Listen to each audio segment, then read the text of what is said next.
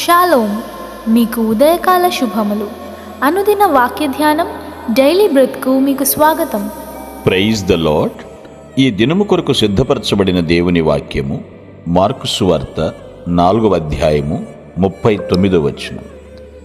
అందుకైన లేచి గాలిని గద్దించి నిశ్శబ్దమై ఊరకుండుమని సముద్రముతో చెప్పగా గాలి అణిగి మిక్కిలి నిమ్మళమాయెను. ప్రభునందు ప్రియులారా, ముందుగా మీకు హృదయపూర్వక వందనములు తెలియచేస్తూ ఉన్నాను. ప్రభు అయినటువంటి దేవుడు తుఫానుతోనూ అల్లకల్లోలముగా ఉన్న సముద్రంతోనూ గద్దించటం, మాట్లాడటం, వెంటనే ఆయన మాట వినడం మనం ఇక్కడ చూస్తున్నాం. ఎన్నో పర్యాయాలు ఈ భాగం చదువుతూ ఉంటాం. దేవుడు తన సేవకులతో మాట్లాడినట్లు తెలివైనటువంటి జీవులు అన్నట్లుగా ఉన్నటువంటి తుఫానుతోనూ సముద్రంతో కూడా మాట్లాడుతున్నాడు. ఇక్కడ నేర్చుకోవాల్సిన సత్యం ఏమిటంటే, ప్రభువు ప్రజలకు మాత్రమే ప్రభువు కాదు, ప్రకృతికి కూడా ప్రభువే ఆయన. ప్రకృతి శక్తులు ఆయన స్వరమును గుర్తిస్తాయి. వాటి యొక్క అదుపు లేని మనఃస్థితిలో కూడా దేవునికి విధేయత చూపుతాయి. ఈ సత్యాన్ని పూర్తిగా నమ్మితే మన జీవితాలకు చాలా గొప్ప సమాధానం వస్తుందండి. మన ప్రభువు విమోచకుడైనటువంటి ఆయన యొక్క నియంత్రణను దాటి తుఫాను ఎప్పుడు కూడా విరుచుకుపడదండి. ఏ అల కూడా ఆయన అనుమతించిన దానికంటే ఎక్కువ దూరం రాదు. ఈ లోకంలో సమస్తము ఎవరి నియంత్రణలో ఉందో తెలుసా? శిలువపై మ్రేకులతో గుర్చబడినటువంటి ఆ చేతి నియంత్రణలోనే ఉంది. ఒక ఉదాహరణ నేను చదివాను, అది మీకు చెప్తాను, వినండి. కుటుంబంతో సహా ఒక ఆయన సముద్రంలో తుఫాన్లో చిక్కుకున్నాడు.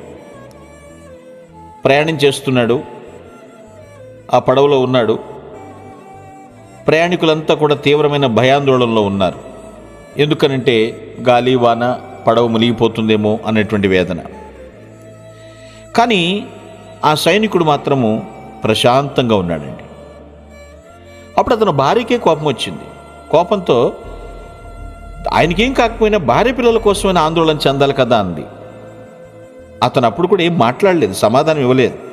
సమాధానం ఇవ్వకుండా ముందుకెళ్ళి తన తుపాకీ తీసుకుని కోపంగా ఆ తుపాకీని తన భార్య గుండెపై గురిపెట్టాడండి. హార్ట్ పైన గురిపెట్టాడు. అప్పుడు ఆమె కొంచెం కూడా భయపడలేదు. భయపడకుండా చిరునవ్వుతో చూసింది. అప్పుడు ఆయన అంటున్నాడు, భయపడలేదా అని అడిగింది.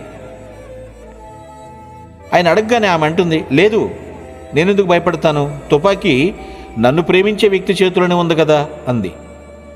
అప్పుడు వెంటనే అతను అంటాడు ఆమెతో, ఈ తుఫాను కూడా నన్ను ప్రేమించే నా పరలోకపు తండ్రి చేతిలో ఉందని నాకు తెలుసు కాబట్టి నేను భయపడాలా అని అడిగాడు.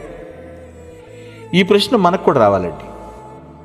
నిజమే, తుఫాన్లు కానీ గాలివాన్లు కానీ ఇవన్నీ ప్రభు చేతిలో ఉన్నాయి. ఎందుకు భయపడాలి మనం?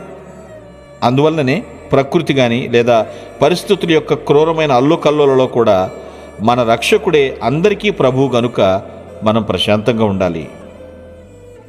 ఒక వ్యక్తి భయంకరమైన సముద్ర తుఫాన్లో ఉన్నప్పుడు, తుఫాను తీవ్ర స్థాయిలో ఉన్నప్పుడు పరిస్థితి ఆలోచించండి. పక్షుల గురించి ఆలోచించండి. ప్రశాంతంగా కూర్చుంటాయి. నిశ్శబ్ద అడవిలో కూడా ఒక కొమ్మపై కూర్చున్నట్లుగా సముద్రపు అలం యొక్క శిఖరాల మీద కూడా పక్షులు కూర్చోగలవు. కాబట్టి యేసుక్రీస్తుని విశ్వసించేటువంటి వ్యక్తి భయంకరమైన తుఫాన్లో కూడా నెమ్మదితో విశ్రాంతి తీసుకోవాలి, నమ్మకంతో విశ్రాంతి తీసుకోవాలి. దిగులు చెందకూడదు. ప్రభు సార్వభౌమాధికారి, ప్రభుల యొక్క ప్రభు ఆయన. అన్నీ ఆయన ఆధీనంలోనే ఉన్నాయి. ఆ ఆలోచనతో మన భయాలన్నీ కూడా మునిగిపోవాలి. మనం మునిగిపోకూడదు కాదు, మన భయాలన్నీ మునిగిపోవాలి. ఆయన నియంత్రిస్తాడు, ఆయన నిమ్మళిస్తాడు. ఆయన అందరి కన్నులకు ఆశ్చర్యం కలగవచ్చు. కానీ ఆయన వశంలో ఉన్నవన్నీ కూడా లోబడతాయి, అన్నీ లోబడతాయి. మనం లోబడుతున్నామా? మనం సద్దుమణుగుతున్నామా? మన సందడి దేనికోసం? మన అనుమానం దేనికోసం? నో, ప్రతి ఒక్కటి పరమ తండ్రి చేతిలో ఉన్నాయి. ప్రహర్షించి ప్రస్తుతించాల్సింది తప్ప పరవశమైపోయి ఏదో జరిగిపోతుందని కంగారు పడిపోవడం కాదు. గాలి సైలెంట్ అయిపో అంటే సైలెంటే, సముద్రమా నిమ్మళించు అంటే నిమ్మళించిపోయింది. దిగులు చెందొద్దు పిల్లలు, ఆలోచించండి. సత్యాన్ని నమ్మితేనే మనకు సమాధానం వస్తుందండి. గొప్ప సమాధానం ఇస్తాడు దేవుడు. సానుకూలంగా స్పందించి సంతోషంతో సార్వభౌముణ్ణి సేవించుదుము గాక. మీ కొరకు ప్రార్థించుటకు మేమెల్లప్పుడూ సిద్ధం. Praise the lord.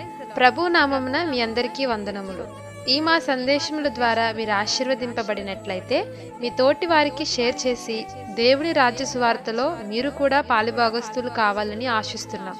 మొదటిసారిగా ఈ ఛానల్ను చూస్తున్నట్లయితే మా ఛానల్ను సబ్స్క్రైబ్ చేయండి. వీడియోలు నోటిఫికేషన్ రూపంలో పొందుటకు బెల్ బటన్ని ప్రెస్ చేయండి. God bless you.